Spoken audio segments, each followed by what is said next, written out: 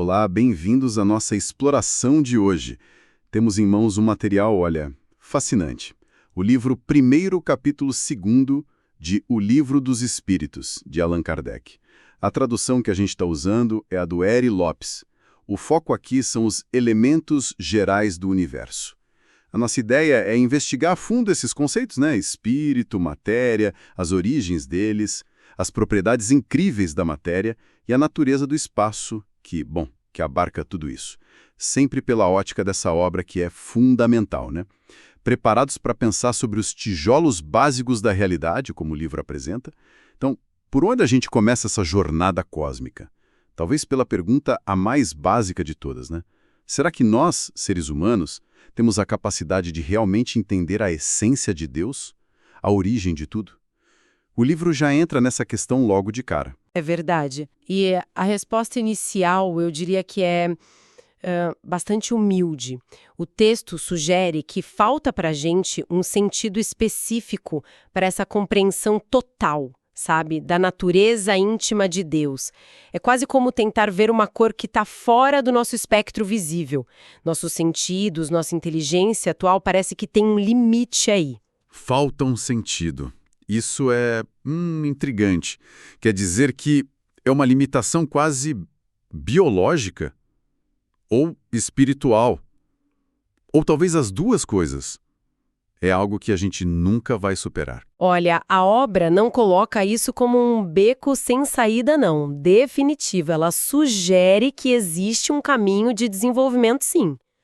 Conforme o espírito progride, né, se eleva intelectualmente, moralmente, vai se desprendendo mais das influências da matéria, a percepção se expande, a pessoa começa a vislumbrar mais pelo pensamento, ter uns lampejos assim sobre as perfeições divinas, mesmo que a essência mesma continue meio velada.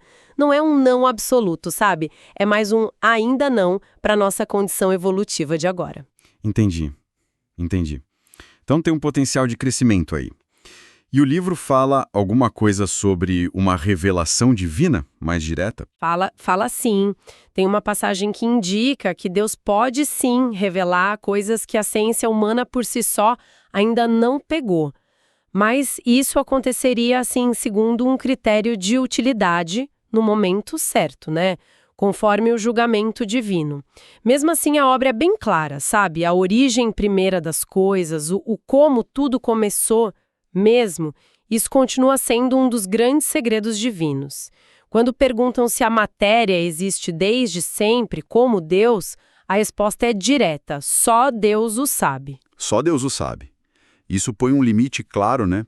No que a gente pode saber sobre as origens últimas, pelo menos por agora.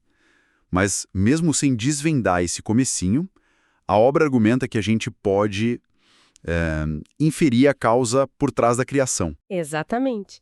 É usado aquele princípio lógico, filosófico. Pela obra se reconhece o autor. A complexidade, a harmonia, as leis inteligentes que a gente vê no universo, tudo isso apontaria, segundo o texto, para uma inteligência suprema, né? Uma causa primária de tudo muito superior à nossa capacidade. A observação do efeito levaria a gente a reconhecer a natureza inteligente da causa, mesmo sem entender ela por completo. Faz sentido. E partindo dessa causa primária, o livro diz que o universo que a gente observa tem dois elementos gerais, certo? Espírito e matéria. Como eles são definidos? E como eles se relacionam? São duas coisas totalmente separadas ou tem alguma ligação fundamental entre elas? Isso. São apresentados como os dois princípios fundamentais. O espírito seria o princípio inteligente, né, a sede da consciência, da vontade, e a matéria é o princípio sobre o qual o espírito atua, o elemento mais inerte que forma os corpos. Quanto à origem, como a gente falou, a questão de se a matéria foi criada ou se ela existe desde sempre junto com Deus, isso fica em aberto. Mas um ponto interessante é que o livro ressalta que Deus, sendo amor e atividade, nunca esteve inativo. Isso sugere uma criação contínua ou uma existência dinâmica desde sempre. Certo. E existe uma ponte entre esses dois? Entre espírito e matéria? Ou eles operam em esferas totalmente diferentes? O livro toca nessa questão da conexão, sim, mas admite que a natureza exata dessa ligação lá na origem a gente não conhece.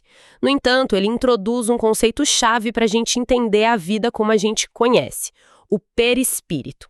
Ele é descrito como um envoltório semimaterial, sabe? Fluídico, que serve de intermediário entre o espírito, que é puramente inteligente, e o corpo físico, que é denso e material. É através do perispírito que o espírito interage com a matéria organizada do corpo. Ah, o perispírito. Já ouvi falar bastante. Então, ele não é nem espírito puro, nem matéria densa. É algo no meio do caminho. E o que acontece com ele quando o corpo morre? Isso mesmo. A natureza dele é descrita como intermediária. Ele partilha propriedades tanto da matéria quanto do espírito. E isso permite essa conexão. E um ponto fundamental: o perispírito não se desintegra com a morte do corpo físico, não. Ele se separa do corpo quando a vida orgânica acaba e continua sendo o envoltório do espírito lá no plano espiritual. O livro também define a alma de um jeito bem específico, né? É simplesmente o espírito quando está encarnado. Ou seja, unido a um corpo físico pelo perispírito. Antes de encarnar e depois da morte, é chamado só de espírito. Interessante essa distinção. E voltando para a matéria, se ela é esse princípio fundamental, como ela se apresenta no universo? É tudo feito da mesma coisa básica? Aí a gente entra num dos conceitos mais, eu diria, intrigantes que o livro apresenta: o fluido cósmico universal, ou FCU. O texto postula que toda a diversidade de matéria que a gente conhece, dos gases até as estrelas, minerais, corpos orgânicos, tudo teria origem num único elemento primitivo, esse fluido cósmico que estaria em todo lugar. As diferentes substâncias, as formas materiais, seriam só modificações, transformações ou condensações desse elemento único. Uau! Um único fluido gerando toda essa diversidade do universo material? Isso tem implicações enormes. Sugere uma unidade fundamental, né? Uma interconexão em tudo que é material muito mais profunda do que a gente costuma pensar. Exatamente. Essa é a visão unificadora, é central. Se tudo vem do mesmo material básico, as diferenças que a gente percebe seriam mais de estado, de arranjo, de vibração, do que de essência. Isso também relativiza um pouco a nossa distinção comum entre matéria inerte e matéria viva ou inteligente. O livro sugere que essa distinção pode ser mais uma limitação da nossa linguagem, da nossa percepção. A gente vê matéria que parece não ter inteligência e um princípio inteligente, o espírito, que parece distinto dela. Mas na base, tudo estaria interligado e vindo da mesma fonte divina, embora as conexões íntimas mesmo entre espírito e matéria primordial continuem um mistério para nós. Ok. Se tudo vem desse fluido cósmico universal, chegamos numa parte que eu acho particularmente fascinante. Como surgem as propriedades tão diferentes da matéria? Como algo pode ser doce ou amargo, luminoso ou opaco, venenoso ou curativo, se tudo vem da mesma fonte? O livro mergulha nisso, né? Sim, mergulha. E a explicação é baseada na ideia de modificações moleculares. Primeiro, o texto afirma que o que a nossa ciência chama de elementos simples, hidrogênio, oxigênio, etc., não seriam os verdadeiros elementos primordiais. Eles já seriam transformações dessa matéria primitiva, o FCU. E as inúmeras propriedades que a gente observa, cor, sabor, odor, som, toxicidade, propriedades terapêuticas, seriam um resultado das diferentes maneiras como as moléculas elementares, que seriam partículas desse FCU modificado, como elas se unem, se arranjam e das circunstâncias em que elas se encontram. Então, a propriedade não está na molécula em si, mas na forma como elas se combinam e interagem. É a estrutura e o contexto que definem o efeito. Essa é a ideia central que é apresentada, sim. O texto vai até além. Menciona uma perspectiva que reduziria as propriedades essenciais da matéria a só duas: força e movimento. Todas as outras qualidades seriam efeitos secundários, variando conforme a intensidade da força, a direção do movimento e, crucialmente, a disposição, o arranjo das moléculas. O exemplo clássico que eles dão é como um mesmo tipo de matéria pode ser opaca ou transparente, dependendo só da disposição das moléculas. Pensa no carbono. Grafite é opaco, diamante é transparente. Quimicamente, é um mesmo elemento, mas a estrutura cristalina é diferente. O livro parece aplicar essa lógica de forma bem mais ampla. Isso me lembra um pouco discussões sobre propriedades emergentes na ciência moderna. A ideia de que o todo pode ter propriedades que as partes sozinhas não têm, dependendo da organização. E tem aquela nota de rodapé intrigante que conecta isso com a ação dos magnetizadores, né? Que supostamente conseguiriam alterar as propriedades da água pela vontade. Como isso se encaixa? Essa nota é realmente sugestiva. Ela aponta para a possibilidade da vontade, direcionada por alguém, né, o magnetizador, atuar sobre essas modificações da matéria elementar. Se as propriedades dependem do arranjo e das condições moleculares, talvez a ação mental ou espiritual pudesse influenciar esse arranjo e, assim, alterar as propriedades que a gente percebe na substância, tornar a água sem gosto, insaborosa, ou dar qualidades curativas para ela. Isso reforça a ideia de uma conexão profunda entre o princípio inteligente espírito, vontade, e o princípio material, o flu e suas modificações, talvez através do perispírito.